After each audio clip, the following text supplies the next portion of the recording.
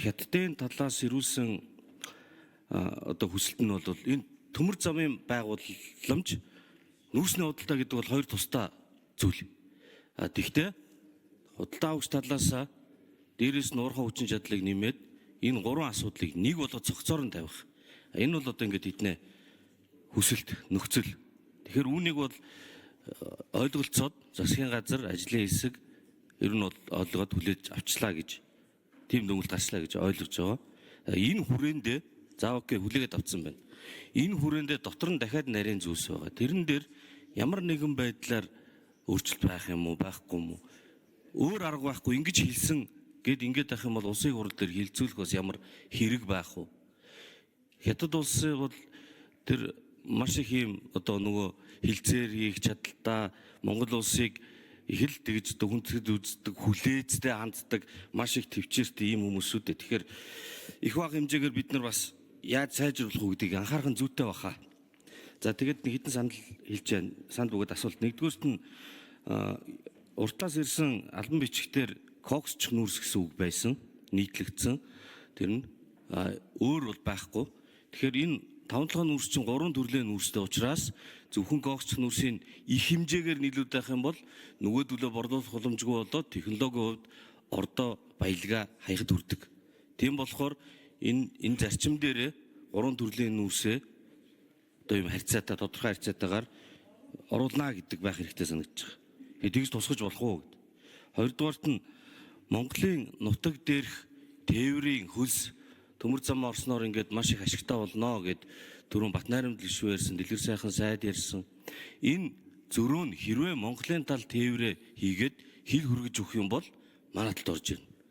Тэр хил хүргэх гэдэг нь тээвэрч нөөрэ уур амьсгал салхишуурга тэгээд нөгөө зам ман боодог үзэгдэл техникийн зам арчилгааны эрсдлүүдтэй. Энэ эрсдлийг худалдаа авагч тал хариуцах нь манад гарч байгаа нутаг дээр гарч байгаа эрсдлийг хариуцах угаасаа хүнд. Тэр энийг Монголын тал хариуцаад хил хүргэж өгөх. Энийг ярьж болохгүй юм. Тэртээ дэргүүл хөнгөлөлтөө өнөр нийлүүлнэ. Гэхдээ тээврийнх нь эрсдлийн хай, хоёрдугаарт нь тээврийнх нь үр ашгийг манай тал авъя л да. За ийм асуулт. Гуравдугаарт нь үнийн индекс бол одоо ингээд одоо бол хэрэгжүүлсэн энэ хуучин юм дээрээ тулгуурлана гэж. Гэхдээ тэр дотор нэг жоохон юмнууд бас байна л да. Нөгөө суур үн дээр хувь нэмдэг. Тэгэхээр суур үнэ одоо мэдээж хуучнараа нэмэхгүй баг. Суур үн дээрээс нь хувь нэмдэг индексийг хятадын дотоодын индексээс гадна монголчууд хөрөнгө нүүрсний биржийн худалдаа бас нэлээд явуулчихлаа шүү дээ. Тэгэхээр тэр чинь манай индекс байхгүй юу? Тэгээ энийг ингээд аль алийг нь оруулаад аль болохоор бодиттой тэрнээс биш одоо алдагдaltaа нөгөө талдаа алдагдaltaа гэсэн зүйл бол байхгүй. Энийг нэг апдейт хийх ийм хэрэгцээ бол байна гэж. Ягаад гэвэл энэ үнийн зөрөөний асуудал бол тийм бага мөнгө биш. Ер нь бол их найдаар тоологдохоор юм гарч ирэн төгрөгөөр хэмжээний хүчраас. Тэгэхээр энэ тэртээ дэргүй хөнгөлт байх нь ойлгомжтой. Урт хугацаанд доктортой манай тал давуу байна. Гэхдээ индекс дээр дахиад нэг анхаарах хэрэг бол байна шүү гэж. За тэгээд хамгийн гол нэг юм 1 минут нэмж авах. 20 сая тонн гэдэг бол их хэмжээ. Хэмжээ зарах юм бол Монголд хэрэгтэй. 20 байтугай бүр их бол бүр сайн. Гэхдээ нийт гаргаж байгаа нүүрсний хэмжээ нь одоо эдийн засгийн янз бүрийн олон улсын байдлаас болоод огцон бунчих юм бол 20 сая тонн гэдэг чинь Эрдэнэс даван толгойн үйлдвэрлэлийн 50-аас дээш байхгүй. Тэгэхээр тэрийг дагаад зөвхөн таван толгоогоос гадна Монголын нүүрсний нийт үн унах эрсдэл бол байх. Тийм болохоор нэгэнт хоёр засгийн газрын хоорондын хилцээр ярьж байгаа учраас энэ дотроо нөгөө 120 сая тонн хүрнэ гэдэг байгаа шүү дээ. Энэ тоог оруулаад тэрийг ингээд зураад за 120 байж явах юм бол тэр China Energy-д хэдийг л хэдий гарч болж байгаа байхгүй. Тэгэхээр одоо China Energy дэх хэмжээ нь нийт Монголоос Хятад руу нийлүүлсэн нүүрсний 20% байна ч гэдэг юм. Тэгээд тэр 100 гаруй сая тонн ингээд фикс болгочих боломж байна уу гэж баярлалаа. За зул жаргал гишүүний асуултанд хариулъя. За энэ гурвын хамтдан шийдэ гэдэг бол зөвхөн одоо нэг талын санаачлага биш ээ. Хоёр талын санал байгаа гэдгийг энэ ташруунд бас тодруулж хэлэх нь зөвөө.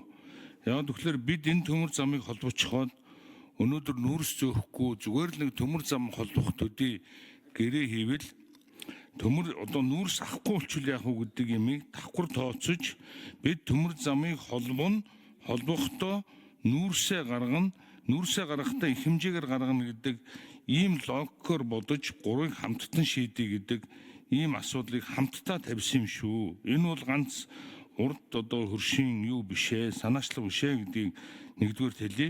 Хоёрдугаарт бол 25-аас 29 оны хооронд гаргах 5 сая 6 сая гэдэг энэ нүүрс бол төмөр зам баригдаж дуустал бол Монголын одоо тээвэрчид, Монголын одоо тээврийн машинаар одоо тээвэр хийж байгаа компаниуд энэ тээврийг хийнэ. Тийм учраас тээврийн зардлыг үр өгөөж бол Монгол талдаа үлднэ гэдгийг хэлье. За 3-дугаарт бол төмөр зам одоо холбогдсны дараа бол хил хүртэлх төмөр замын байгууламж өөрөө Монголын одоо төрийн өмч учраас энэ төмөр замаар тээгдэж байгаа ачаа, энэ гарч байгаа одоо төмөр замд ачигдах энэ зардал бүгд одоо Монголын талд үлдэж байгаа үр өгөөжөө гэдгийг бас энэ тагшрамд хэлье. Тэгээд өөрийн чинь хэлж байгаатай адилхан одоо бид бас тухайн үедээ одоо гэрээгээ хийх явцдаа энэ индексжүүлэх жишээлбэл одоо энэ гашуун сухай дээр одоо хэдэн тонн гарахын, үлдсэн бомтуудаар хэдэн гарахын гэдэг юмнуудаа бол бас энэ гурван гэрээгээ хийх явцдаа бол нэлээд одоо нарийн зааж өгөх байхаа гэж бодож байна. Энэ дээр бол тээвэрлэлтийн хувьд бол зам тээврийн яам хариуцж байгаагийн хувьд бол бид аль болохоор тээвэрлэлтийг Монголын тал өөрөө хийж энэ одоо тээврийн үр өгөөжийг одоо өнөөдөр тээвэр хийж байгаа жолоочлоод тээврийн компаниудаа үлдээх ийм асуудлаа ярьж байгаа гэдгийг хэлье. Баярлалаа. 30 сая тонн хүчин чадалтай шүү дээ манай төмөр зам чинь. Энэ юм маань болохоор 20 сая тонн байна. Тэгээд 10 сая тонн дээр нь бусад худалдаж авсан нүүрсийг зөвхөн хил хүргээ зогсохгүй цааш нь Шинхua компани эзэмшлийн төмөр замаар хятадын дотоод сүлжээ рүү оруулах талаар ер нь бол яригдж байгаа гэж дээр сонсч ирсэн. Тэгэхээр энэ зүйл одоо энэ хилцээр дээр маань яг цаасан дээр буух уу? За Борхогийн дэлгэр сайхан сайд нэмж хариулъя. За баярлалаа. Бид энэ төмөр замын гэрээг хийхдээ энэ тээвэрлэлтийн одоо асуудал энэ дээр хамт оруулна. Төмөр замыг адил тэнцүү тэгшэрхтээ одоо ашиглана гэдгийг нэн тэргуунд одоо тохирсон байгаа гэдгийг хэлье энэ ташрамд. Ер нь бол одоо 30 сая тонн нүүрс ачих одоо зөөх ийм боломж олдсон байгаа. Бид аль болохоор бас нэмэгдүүлэх хэрвээ одоо хоёр талдаа бас энэ ажилтаа одоо хоёр талаас нь менежментээ сайн хийж чадвал 50 сая хүртэл одоо ачих ийм боломжтой гэдгийг бол аль талын төмөр замчид бол энийг бас илэрхийлдэг. Гэхдээ өнөөдөр ямар ч сан холбогдоогүй байгаа төмөр зам дээр ийм одоо амлалт өгөх нь бол буруу байх. Ямар ч гэсэн бол өргөн цэргийн төмөр замаараа бол 10 сая тонныг гаргахад цаана одоо нөө өөрөөр хэлбэл бид нар задгай вагоноор Минут нэмж өгье дэлгэр сайхан сайдад.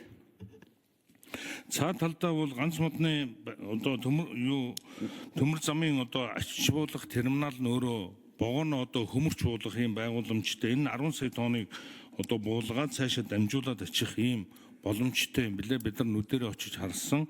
20 сая тонн нь бол одоо чингэлэг тээврээр гарах учраас энэ бол нарийн цэргээр ингээ гарчихна. Тэгээд цаашдаа бол хятадын тал юу гэж байгаа гэхээр бид бол одоо энэ хөмөрч очиж буулгах одоо байгууламжаа одоо ингээд менежментийн сайн хийгээд дамжуулан ажилтаа нэмэгдүүлж чадвал ахаад 10 сая 20 сая нэмэх ийм болцоотой гэж илэрхийлсэн учраас 50 сая тоннд хүрэх боломжтой гэдгийг энэ ташрамд хэлж байгаамаа. Баярлалаа.